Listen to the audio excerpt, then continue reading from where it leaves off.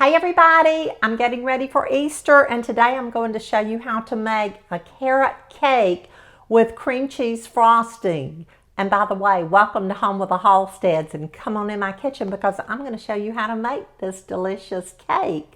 It's so simple, it's so easy, and it's quick and it won't take very long, and you have all of the ingredients in your pantry and in your refrigerator. Maybe you don't have carrots and you might have to buy some of those, but you have all the other ingredients.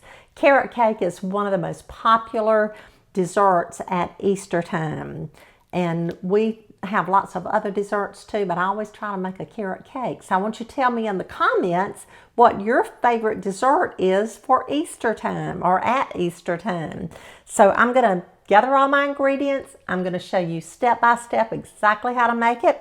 And I'm going to put this in the freezer so that I'll have it for Easter. It freezes well. In fact, it's more moist after it's frozen. So let's get busy and get this cake made. I have gathered all of my ingredients to begin making our carrot cake with cream cheese frosting. And we're just going to jump in and get started. I preheated my oven to 350 degrees. I have grated my carrots. I have 2 cups of grated carrots here. Some people buy them in the bag, but I prefer to grate my fresh carrots. And so now I'm starting out using my stand mixer. I'm placing 1 1/2 cups of cooking oil. I'm just using vegetable oil to make my cake this morning. So I'm starting out with 1 1/2 cups of cooking oil. To that, I'm going to add 2 cups of sugar. 2 cups of sugar. Now that sounds like a lot of sugar, but remember we're making a 3-layer carrot cake. I'm using a 9-inch round, and I'm just going to start my mixer to going on slow because I want you to hear what I'm saying. To this, I'm going to add 1 tablespoon of hot water. And I just put some water in my kettle and heated it on the stove. So now we have our water added to our sugar and our oil. I'm just going to let that beat for just a minute. And I'm going to set my carrots aside. And I'm going to set my eggs aside for the time being. Next, let's talk about our dry ingredients. I have pre-measured, sifted and pre-measured 2 1/2 cups of flour. This is all-purpose flour. 2 1/2 cups of sifted all-purpose flour, and I've placed it back in my sifter. To that, I'm going to add 2 1/2 teaspoons of cinnamon. 2 1/2 teaspoons of cinnamon.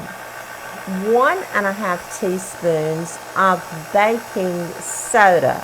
1 1/2 teaspoons of baking soda and 1 1/2 teaspoons of salt. So I'm just adding that, and I'm going to sift all of my dry ingredients together. So I'm just sifting my dry ingredients together while my sugar and my oil and my hot water is mixing together and beginning to combine and blend. Now I'm going to set that aside. Next, I'm going to add my eggs or my egg yolks. I separated 4 eggs, and I'm going to beat the egg whites in just a minute. But right now I'm going to add 4 egg yolks. Now I've accidentally punctured one of my egg yolks. It's a good egg yolk, but sometimes when you crack them, one of them will burst. And that's what happened to me today. Nothing wrong with the egg. I just cracked it or broke it when I was separating the eggs and the white. So now I'm going to turn this up, let it beat for just a few minutes. to cream that good sugar, that oil, and the eggs together. It doesn't take long to make this cake. So now we're going to add our carrots and we're going to continue beating it. So let me turn this down, and we're just going to add 2 cups of grated carrots.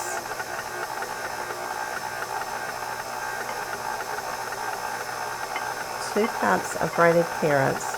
This is just one of my favorite Easter desserts. So I'm going to let this beat for a couple of minutes, and then we'll add our other ingredients. While our sugar and oil and water and eggs and carrots were beating, I went ahead and beat my egg whites. I think you can see these right here. So I took my electric hand mixer and I just beat my egg whites, and I'm going to set those aside. So now, remember, we sifted all of our dry ingredients together. We're just going to add this to our mixture. See that cinnamon? I'm just going to stir that up a little bit more. It kind of settled in the middle, didn't it? So I'm going to just mix this. Add a little bit at the time. Continue mixing it. Now, some people are intimidated by trying to make a cake, but I promise you, if you get all of your ingredients together, go ahead and measure them out, have everything right ready, and you follow your instructions. When I'm making a cake or baking something, I do use a recipe and I follow the instructions. And if the instructions are given to you properly, then you're most likely going to be successful in making your cake. So I would encourage all of you who have never made a cake, who want to learn to make a cake, to do so, because it's easy. You'll learn to love to do it, and I just encourage you to do that. So I'm going to stop my mixer and rake this down a little bit, and then we'll be ready to add our egg whites. Now we're ready to fold in our egg whites. So I'm just going to pour these on top of the on top of the cake mixture, and we're going to use the folding process and just fold this in. This batter is heavy. The carrots and the flour and the sugar and the eggs, but the egg whites makes it lighter. It makes it tender and so delicious. You know, that's kind of what buttermilk does to mixture as well. It makes it light, it makes it tender. Your biscuits, your cakes that call for buttermilk, well, egg whites, when you beat them, it has the same effect. So I'm just folding this in. I'm going down, up, and over, and that's how you fold. And so I've got it all mixed in. There's a little bit right there that I need to mix in right there. And now I have greased and prepared my cake pans. I'm using 3 9-inch cake pans. I placed parchment paper in the bottom. I sprayed the bottom, then put my parchment paper on it because my parchment paper curled up, and so I wanted it to stay flat. So I just turned my pan over, put my parchment paper on it, use scissors, cut it out, and that's how I do that. And then I grease the outside of my pan, the outside edges of my pan. Now I'm ready to evenly divide my batter between my 3 pans, and I want to show you something. This is a tip.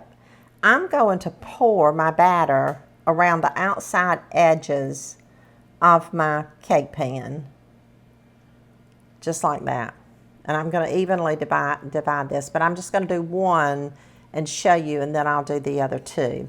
But I pour mine around the outside edges, and then I take my spatula and I push the mixture toward the edges.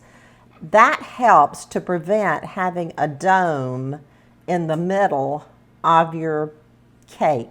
A lot of times you'll make a cake, excuse me, and it'll rise up in the center.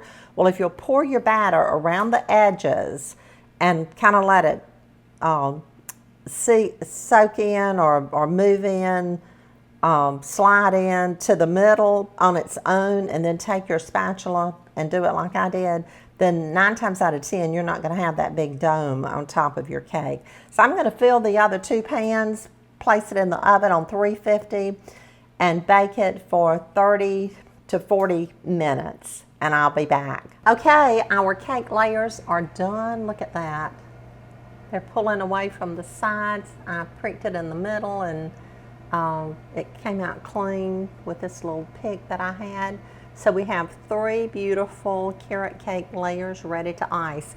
Now, I have turned my oven back to 300 degrees, and I've placed some chopped pecans on a little pan, and I'm going to pop those in the oven and toast them for just a few minutes, and I'll make up our cream cheese frosting, and we'll frost this carrot cake.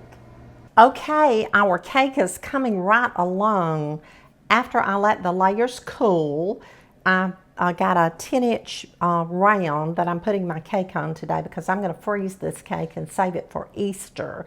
So I made up a cream cheese frosting. I used 8 ounces of cream cheese, 1 stick of butter, which is 8 tablespoons, and 4 cups of powdered sugar. And I sifted my powdered sugar.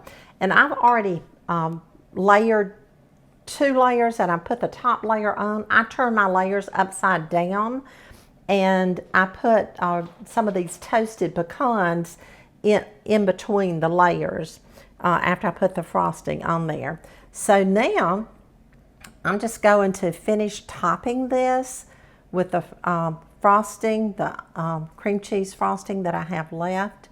And y'all, we're going to have this carrot cake made in no time.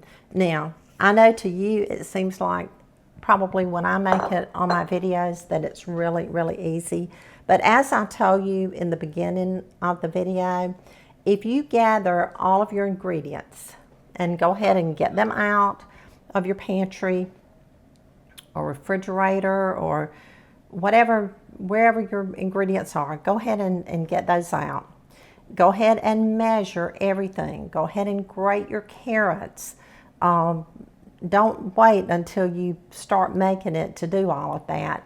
Now, if you're a seasoned cook, or chef, then you certainly can do that. But if you're just learning to do this, it's best to go ahead and get all of your ingredients. That's what I taught Jamie Claire, our granddaughter, when I was baking with her and trying to teach her some of the things, little tricks that I had learned through the years. Make sure that you have all of your ingredients before you turn that mixing bowl on or mixer on and start to mix, because you can get in a jam in a hurry if you don't have all of your ingredients. So I'm just spreading this cream cheese on top here. Just run around the edges one more time, and then I'm going to top it with these toasted pecans, and it's just going to be right ready to sit for a little while and kind of set. The cream cheese will kind of begin to harden. In fact, you could place it in the refrigerator if you wanted to. And then I wrap mine in plastic wrap, and then I also wrap it in aluminum foil just to make sure that there is no freezer burn on the cake. And then when I get ready to serve it, I take it out several hours before. And y'all, freezing a cake really makes it more moist, so it doesn't hurt to freeze it. A lot of the cakes that I make, they're delicious the first day, but they're absolutely over the top the second day. So I think that looks great. So now I have a cake made for Easter. Okay, friends, wasn't that simple and easy? And just as I said, if you're a seasoned cook, then you know how to measure and how to do all of that. But if you know someone who's young and is trying to learn, then I think this might be a good tutorial to show them exactly how to gather everything, get it all together before you even start mixing any of it up. I hope you have a blessed day, and I will see you again really, really soon. Tell me in the comments now what your favorite dessert is for Easter. Bye-bye.